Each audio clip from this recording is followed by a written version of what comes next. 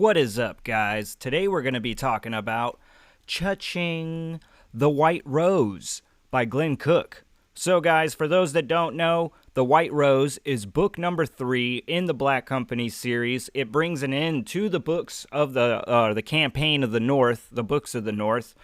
So, for those that don't know, there will be spoilers in this review for the previous books. It will be a spoiler-free review for The White Rose, but yes, if you haven't read The Black Company or Shadows Linger, spoilers ahoy. So in The White Rose, we pick up with the Black Company several years later after the events of Shadows Linger. Now we know as the reader that the Black Company no longer works for the Lady. They've switched sides here and they're working for Darling, helping rebuild the White Rose Rebellion.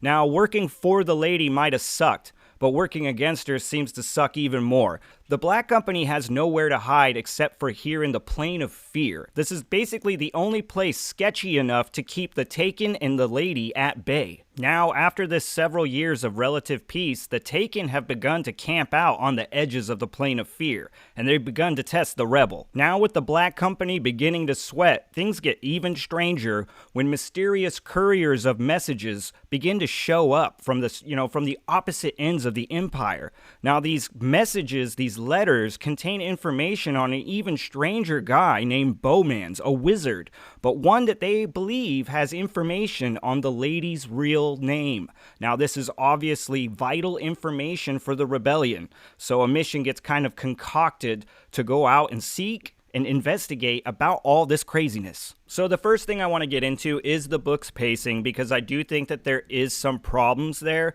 but not as bad as book number 1, The Black Company. That one was very jarring, where this one has some jarring moments, but there's also some very good, smooth sailing moments as well. I think some of this has to do with the way that, Cook just broke up his chapters. Some of these chapters are just meatier than the others. So these are the chapters that feel good, they digest well, they feel well fleshed out. There's not too much coming at you in too short of a time. So they're just more enjoyable. And these are the Bowman's chapters. I bet you most people that read this book will probably enjoy those chapters, and that's because they are lengthier. They have the time to kind of flesh out a story, where in these short little, just a couple pages of shit flying at you, it's just too much stuff crammed into too short of a chapter. So it kind of messes with the pacing. The other thing with the pacing is just how the book ends. You got a lot of stuff going on throughout the story, and then at the end, it seems like a lot just kind of happens all of a sudden in the last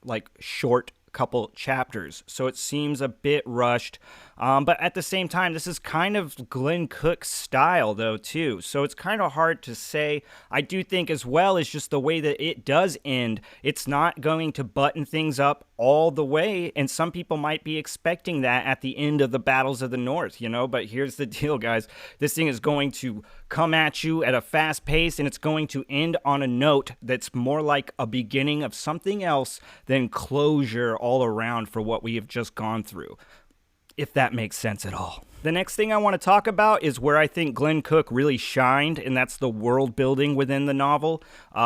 He gives us the Plane of Fear. Now, we knew of the Plane of Fear a little bit in book 2, but we really get it to expand upon the Plane of Fear. We get the Father Tree God in the middle of it. We get the Mjolnir stones, or whatever they're called, the talking stones, the manta rays and the wind whales that are flying and all that crazy shit. We really get to sit in some of that, get to enjoy it. It's not just, a word on a page. It's like a living, breathing part of the story now, as well as just the magic. He really kind of puts some extra stuff on the magic. We've kind of slowly been fleshing out this very soft magic system, and one thing that I thought he did really well was he really brings the null power into this whole deal, and that's the power of Darling. Her White Rose magic power is kind of like an anti-magic power, where within this field sorcery does not work. And the stronger she becomes, it's the bigger her null field becomes. We get to just learn more and more about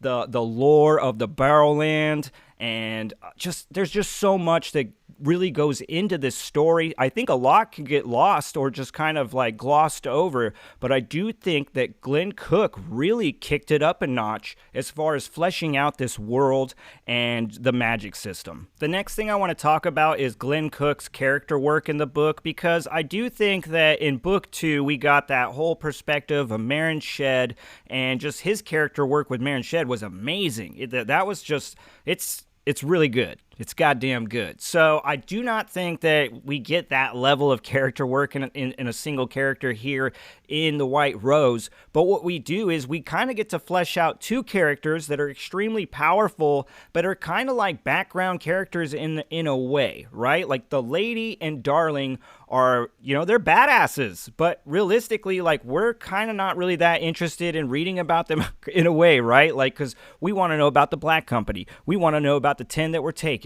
We want to know about the Rebel Army. We want to know about the Dominator. It's like, realistically, it's like the lady and Darling, the 2 like most key players, have always just kind of been not as interesting as everybody else in the story.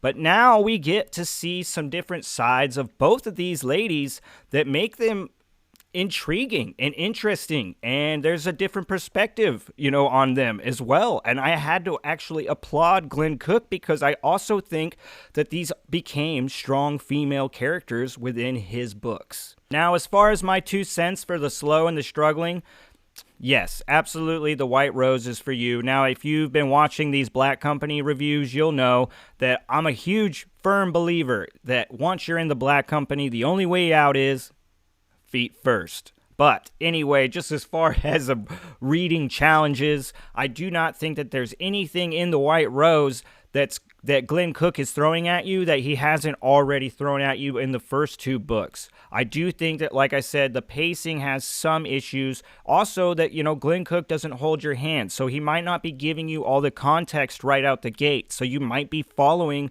a storyline that doesn't make much sense until later on. So that could be a little confusing. He's not always so straightforward, and most definitely he can bring a chaotic atmosphere to his books, which sometimes can feel jarring.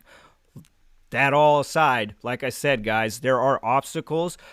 Glen Cook doesn't hold your hand, but goddamn, he's one of the most imaginative, dark military fantasy writers that I personally have read. And yes, I do think it's worth your time. All right, as always, thanks for spending some time down here at the channel, and to Glen Cook, I could do 2 thumbs up. Like I said, feet first all the way, sir. We salute you here down at Slowly Read. And to any of you guys out there that are interested in getting into the Black Company, if you're looking to join up, we're doing a read-along of all 10 books.